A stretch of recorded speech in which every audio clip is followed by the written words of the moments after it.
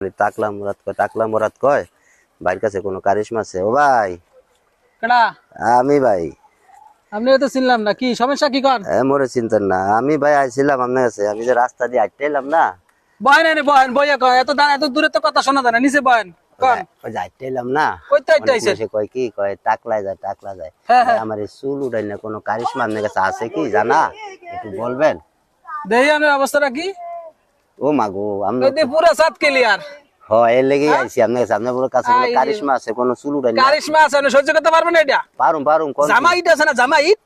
জামাই? জামাইটে যদি পুরো বৈশা একেবারে পুরো ক্লিয়ার করে ফেলান, অটোমেটিক দেখবেন একবারই মনে করেন আগে সাবেক চলে হয়ে যাইব। ও আপনার দেখে লেগে হয়েছে এমনি করিয়া? হ্যাঁ হ্যাঁ, আমার তেমন করে হইছে। ঈদ পাইম কই?